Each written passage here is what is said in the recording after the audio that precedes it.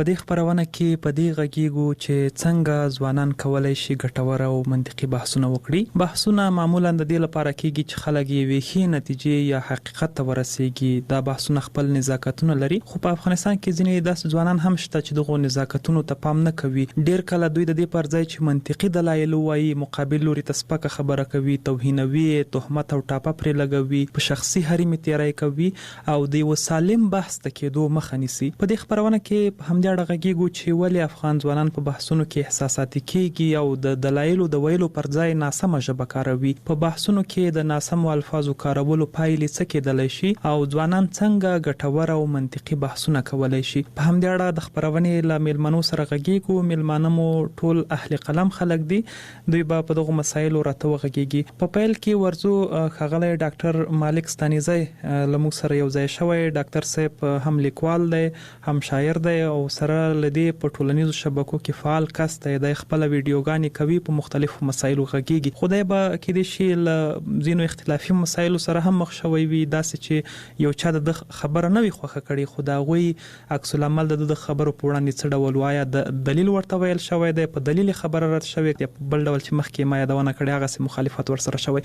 ډاکټر صاحب په پیل کې لتا سي هم د پښتو چې تاسو خو ویډیوګانې کوي په زینو داسې مسایلو لکه ټولنیز مسایل یا کې د سیاسي مسایل په هغه غږیږي. څه ډول چلند بیرته لتا سره شوی دی؟ څه ډول اختلاف در سره شوی؟ آیا هغه مثال اصول چې باید پام ورته وشي، هغه نزاکتونه چې باید په بحث کې پام ورته وشي پام ورته شوی کنه؟ مخالفت دار چې یو حق جوړیږي چې هغه خپل نظر وړاندې کی، هغه یا تایید کی یا رد کی، خو دغه د رد شکل بیا متفاوت وي. دغه رد په داسې شکل باندې کوي چې هغه زړه نه ماتوي، بلکې هغه د خبرې په وړاندې خپل منطقي دلیل د مقابل لوري د استدلال په وړاندې وایي ترڅو دغه خبر رد کی. او ځینې بیا متاسفانه دغه ډېر ځوانان خپل ټولنه کې لرو چې د دې په ځای چې هغه خبره منطقي رد کی، هغه ډېر ترخه الفاظ کاروي، هغه زړه ماتونکي الفاظ کاروي، هغه شخصیت کشي کوي. د شک نسل دغه موارد سره هم په مجازي نړۍ کې مخ شوی هم په حقیقي نړۍ کې مخ شوی یم. خو زه هیله یم چې ان شاء الله دغه حالت به تغیر کوي، ځکه چې موږ ځوانان کرا دغه میډیا له لارې او د رسنیو له لارې نه هغه د معلوماتو کچه زیاتېږي او هغه کې د تحمل او زغم ماده پکې زیاتېږي. ډیره مننه ستانیزی صاحب. ښاغلی اختر محمد ژوندون هم را سره دی. ژوندون صاحب لیکوال دی. ژوندون صاحب له تاسو هم د پوښتنه کوو، مخکې ستانیزی صاحب یادونه وکړه چې د په ځینو مواردو کې له داسې مسایلو سره مخ شوی دی چې د دې پر ځای چې یو ځوان راشي د په مخالفت کې خپل دلیل وایي، ناسمه خبره کړي. علت تاسو څه بولئ؟ ولې ځوانان د دې په ځای چې راشي دلیل وایي، سمه خبره وکړي، په خو ادبیات وکړي، ناسمه ژبه کاروي په بحث کې؟ یو خدای د چې ټولنیز رسنیو کې نه یوازې ټولنیز رسنیو کې بلکې په ټوله کې افغانان او په تیر هغه څوک چې نن سبا له بحثونو سره مخ دي یا مخاطبین دي بحثونو، اول خو دوی د بحثونو په فلسفه باندې یا د لپاره چې بحثونه ولي وشي په دې باندې نه پوهیږي، ځکه دوی بحث ته ډیر عادي فکر کوي او له هغه څه نه دي خبر چې بحث څومره مهم ده د ټولنو لپاره. بل مهمه موضوع چې دوی ورسره مخ دي یا دوی په دې برخه کې آگاهی نه لري، هغه د بحثونو په برخه کې د بحثونو میتودولوژي ده. یعنی دوی د بحثونو تر سره کولو په برخه کې د بحثونو له میتودونو سره چې بحثونه باید په کوم میتودونو او په کوم لارو په کوم روشونو تر سره شي لدین نه خبره دي. حتی دا حوصله نه لري چې د نورو فکرونو تکینی غوږونی شي او له غوي سره یو ډول تعامل وکي او د علم لمخې او د معرفت لمخې له بحثونو سره وړاندې لاړ. ډیره مننه. ستانیزی صاحب، یو مسله ده هم کله چې یو ځای بحث کېږي، هغه که مثال په کور کلی کې بحث وي، که په موټر کې وي، که په ټولنیزو شبکو کې وي یا رسنیو کې وي، ډیر کله هر لوري هڅه کوي چې لکه یو ورزشي لوبه چې وي او د په دې هڅه کوي چې مقابل لوري راڅملوي. دا سوچ نه وي ډیر کله چې زه بخپل دلیل وایم بل کس په خپل دلیل وایي، بیا به فکر پیو کو چې کومه خبره واقعیت ته حقیقت څه ده، بیا به فیصله په دې سره خبره وکړو. متاسفانه یقیني موږ ټولنه کې تر ټولو زیات حاکم ذهنیت هم دغه د خپل خبره 100% برحق او تخکاری او دا ویل کیږي وای د جاهل یو لوی علامه هم دا چې غته خپل خبره نه ماتېدونکي او 100% برحق ښکاري. دا ګڼ شمېر عوامل لري. اول عامل دا چې کله چې یو چا عمر کم یا البته په ماشومانو کې دغه غیر شعوري توګه د خپل ټولنې قوانين د ذهن نشینه کیږي. په دې معنی هغه عقیده ګرځي. نو که په ماشومتوب کې چیرې موږ منطقي خبره کړې وي او حقایق ورته ویلي وي هغه چې کله لوړ چې دغه عقیده حقیقت او حق وي او که ماشومتوب افسانې غږولې وي او غیر حقیقي دروغ ورته ویلي وي هغه چې کله غټ شي هغه عقیده چې دا هماغه دروغ او هماغه غیر منطقي خبره د عقیدې برخه ګرځي. تا ویل چې کله بحث کې موږ لکه د بزکشي لوبه غوندې لکه مسابقه دا ګوره د معلوماتو د نشټون لامل ده. بحث اساسا باید د معلوماتو د لاسته راوړلو یا حق ته د رسیدلو په بنسټ باندې وي.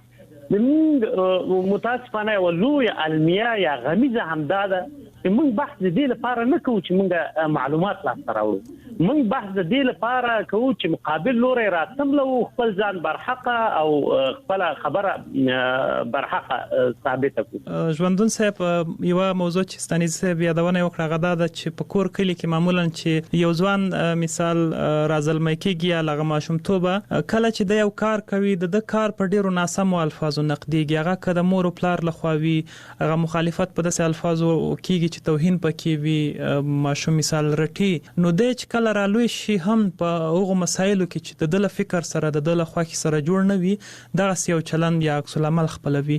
فکر کوي یعنی شروع لام دغه ځکیږي چې مثال په کورنۍ کې یا په ټولنه کې د ماشومانو یا د تنکیو ځوانانو له کارونو سره چې د نورو په مزاج برابر نه دي ناسم چلند کیږي یا ناسم مخالفت کیږي او بل اخر دوی هم دغه روزنه اخلي ورسته به دوی هم په بحثونو کې یا په هغو ځایونو کې چې د دوی د فکر خلاف خبره کیږي دغه ډول یو ناسم چلند وکړي. دا واقعیت خبره ده کله چې یو ماشوم په ډول محیط کې رالویږي او هغه برخوردون څخه چې د مور او پلار ملګرو د کورنۍ د غړو د کلی له خلکو څخه ویني او له سره تر سره کیږي دا ټول د په آینده ژوند باندې تاثیر کوي. مثلا کله چې یو ماشوم رالویږي او د تر شل کلنۍ پورې تر 30 کلنۍ پورې یا تر 15 کلنۍ پورې له داسې سره نه وي په وړکونه کې د پلار د دې یا مور یا د کورنۍ غړو د دې اختیار ورکړي چې دای کولای شي انتخاب وکړي دای کولای شي یو څه سره مخالفت وکړي دای کولای شي یو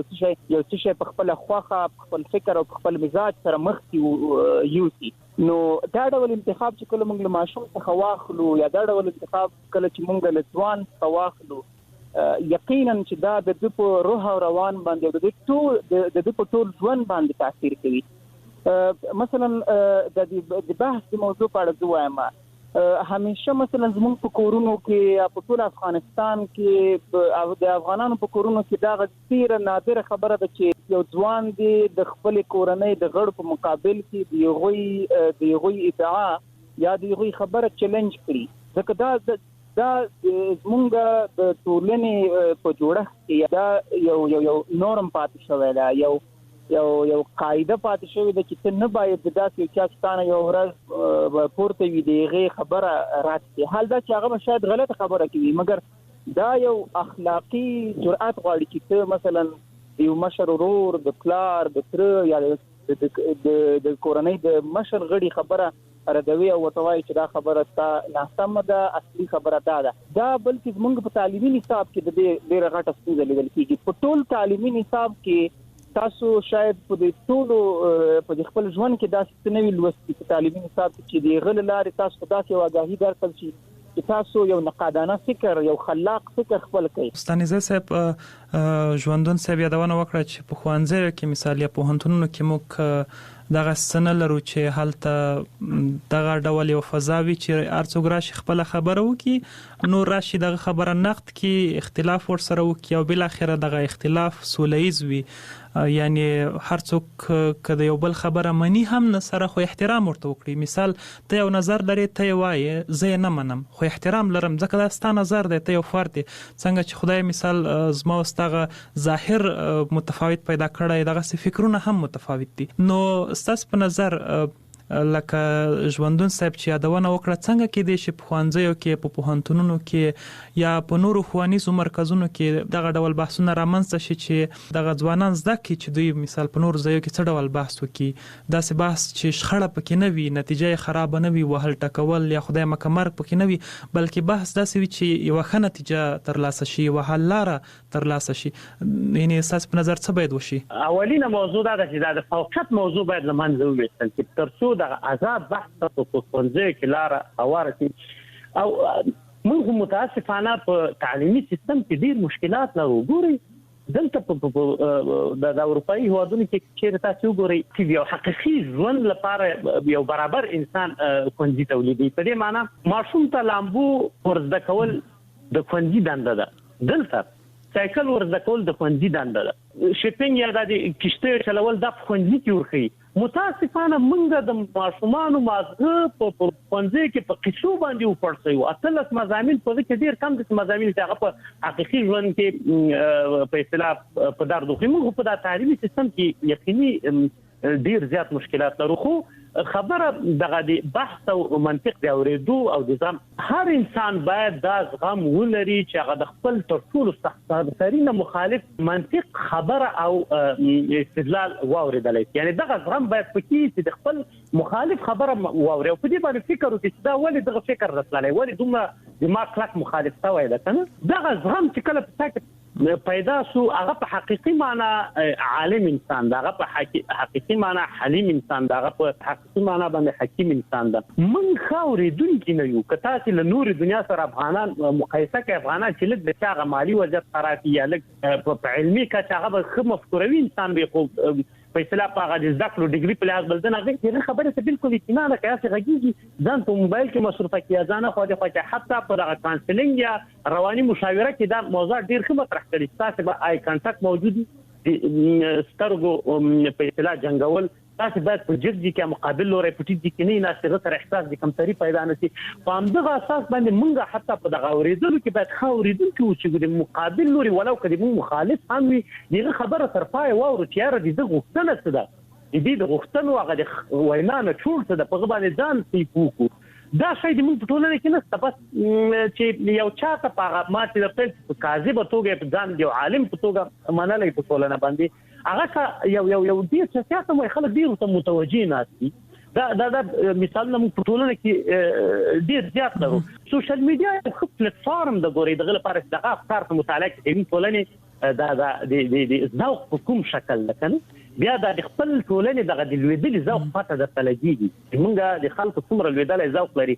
څوک چې کنځل ډیر کوي، څوک چې بادرات ډیر وای، څوک چې غیر منطقي خبرې کوي، څوک چې دروغ ډیر وای. همغه خلک ډیر زیات خوښي.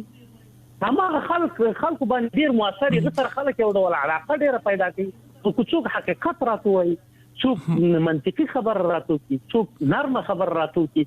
هغه ته اعتنا نه کوي. هغه نه اوریدو لپاره د ذهنونو باندې دی غړي اوریدو لپاره دا یو ډیر لوی علمي دی موږ ټولنه کې متاسفانه. او یو بل استونزه چې غواړم له ژوندون صاحب و پښتو هغه دا چې ځینې ځوانان ژوندون صاحب داسې هم دي چې یو مثال په یو بحث کې یو ناسم خبره وکي، ناسم چلن مثال وکي، بیا په نورو ځایو کې یادونه کوي چې مثال پلانای خو مې داسې سپک، پلاني ته مې داسې خبرې وکړې، پلاني ته مې داسې ښکنځل وکړه. یعنی په بحث کې هغه کوم ناسم چلن دي چې کړی وي په دې ویاړي. حال دا چې دی باید په دغه افتخار وکړي چې ما دا خبره یغه داسې خبره وکړه، ما داسې خپل دلیل ورته وایي. ولې مثال خلک په دغه خبرو ویاړي چې کله په یو بحث کې یو چاته ناسم خبره کوي؟ دا خو د ویاړ خبره نه ده. انساني مفاهیم یا په ټولنه کې دا پرمختګونه چې تر نن سبا شوي دي تر د دنیا را منځته شوی د تر نن چې کوم پرمختګونه انسانيت د دې شاهد ده.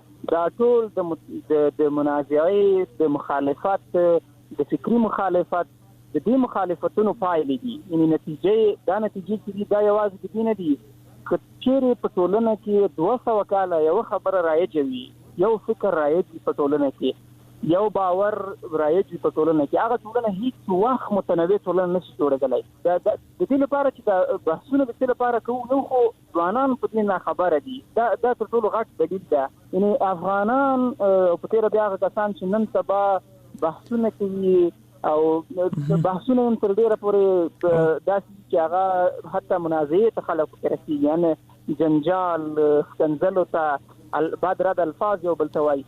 دا اکثره له دې سره نابلده دي چې موږ بحثونه باید څنګه وکړو. د خبرونې پاتې شیبې چې لرو غواړم ډېر تمرکز په دې وکړو چې څنګه کېدلی شي ځوانان ښه بحث وکړي، منطقي بحث وکړي، ګټور بحث وکړي. مثال اوس ډېر ځوانانو ته دا فرصت شته، دا مجال شته د سمه د چې په کور کلي کې دوی نشي کولای له چا سره بحث وکړي، خو په ټولنیزو شبکو کې کولای شي، مثال په رسنیو کې کولای شي دوی زنګ وکړي، هلته خپل نظر په ښه ډول ووایي، په ښو کلمو یې ووایي، بې له دې چې چاته سپکاوی وکړي، توهین وکړي، ناسمه ژبه وکاروي او بیا راسي مثال د خبرې په خبرو ویاړي هم چې ما خو داسې وکړل، الله چې دا د توري کار نه دی. ستانیزی صاحب له تاسو پوښتنه په لاندو ټکو کې راته ووایي چې څنګه کېدای شي ځوانان منطقي او ګټور بحثونه وکړي. ګوره هیواد صاحب دغه عامه موضوع دا وایي زړه او دماغ چې دا د کورټیکس برخه ده، د منطقي یا په اصطلاح عقلانیت برخه ده، او دغه د هایپوتالاموس او لمبیک برخه چې دا په اصطلاح د زړه یا د احساساتو برخه ده. احساسات سره د زړه کله په ضربان باندې راشي کنه، نو په دغه اساس باید موږ او تاسو د عقلانیت په احساساتو باندې تل غالب وي، نه دا چې احساسات په عقلانیت باندې غالب وي. دا ملګری مخکې د خبرو کړل دغه بحث د میتودونو چې دا موږ ته نه راښودل کېږي. بحث میتود څه باور کوي د موږ په ټولنه کې متاسفانه په سپیچ باندې د خبرو میتود د ډیرو په اصطلاح ویناوالو نه ده. خوشاله اوسئ. ستانیزی صاحب تاسو یادونه وکړه چې مثال په هغه د بحث میتود او د خبرې نو ورزده کېږي. ما ځینې داسې میندې او پلرونه هم لیدلي دي چې اولادونو ته ویلي دي کنه چې تاسو مثال له دغسې مسایلو سره مخ کېږئ، نو که چا یوه خبره درته وکړه تاسې دوه ورته وکړئ، که چا یوه ښکنځل وکړه تاسې دوه وکړئ کنه. یعنې د دې په ځای چې خپل اولادونه وهڅوي چې له مسایلو سره له اختلافونو سره ډېر عقلاني او منطقي چلند وکړي، دوی هڅوي چې مثال دوی دغه یو ناسم چلند وکړي. نو ژوندون صاحب تاسو مخکې یادونه وکړه چې ځینې میتودونه دي چې هغه ته باید پام وشي. غواړو هغه اوس درنه واورو چې کوم مسایل دي چې فکر کوئ که ځوانان ورته پام وکړي بحث به ګټور وي، منطقي به وي او پایلې به یې ښې وي. لومړی مهمه مسله دا ده چې دوی کله چې څوک بحث کوي اول باید له ځان سره ډېر رښتونه اوسي. یعنې موږ تر څو چې له ځان سره رښتیني نه اوسېږو، یعنې ځان ته خپل وجدان ته دا خپل وجدان دا ونه منو چې موږ د دې برخې متخصص یو که نه یو. یعنې زموږ اکثره ځوانان داسې دي چې هغه په دې ښه باور لري چې زه د دې موضوع متخصص نه یم، زه د دې موضوع ماستر نه یم، زه په دې موضوع کې کافي معلومات او کافي ایویډنس نه لرم، مګر بیا هم دی غواړي چې یو مقابل لوري چې هغه د مخکله د یغه سره ځان وهي. نو د بحث د میتودونو په برخه کې یو ټول مهمه موضوع ده چې موږ باید دوه شیان تفکیک کړو. یو ادعا ده چې هغه کلیم ورته وایي انګریزان، او بل شواهد دي. شواهد چې موږ د خپل ادعا په وړاندې کوو چې زه دا انګلیسي الفاظ کوم چې دا شاید ډېر ښه معنا ورسي، ایویډنس ورته وایي په انګریزانو شواهد ته. نو موږ د هر بحث لپاره دوه برخې لرو چې یو ادعا یا کلیم ده، بل ایویډنس یا شواهد. نو موږ اکثره وخت موږ بحثونه پایل نه لري، موږ دا میتود خراب ده، یعنې موږ د دې میتود څخه کار نه اخیستل شوی، موږ له دې موږ د بحث له دې جوړښت سره نه یو اشنا شوي. ادعا چې کله یو څوک ادعا وکړي په ادعا باندې بحث نه ګټل کېږي، په ادعا باندې بحث فایده نه لري. نن سبا تاسو که وګورئ هر څوک ادعا کوي، یو لوی اسلامي باور، یو لوی دینی باور، یو لوی علمي باور به راځي چې دی به خپل ادعا سره چیلنج کړي او دی به وایي چې دا ناسمه ده، خو دی به د خپلې خبرې لپاره هیڅ شواهد نه لري، هیڅ داسې مدارک به نه ورسره موجود چې هغه وکولی شي په اورېدونکو باندې یا هغه چا باندې چې لولي هغو باندې دا ومني چې زما بحث دا رښتونی ده، زما بحث دا د پام وړ بحث. نو په ادعا باندې اکتفا کول دا زموږ د بحثونو تر ټولو لوی عیب ده.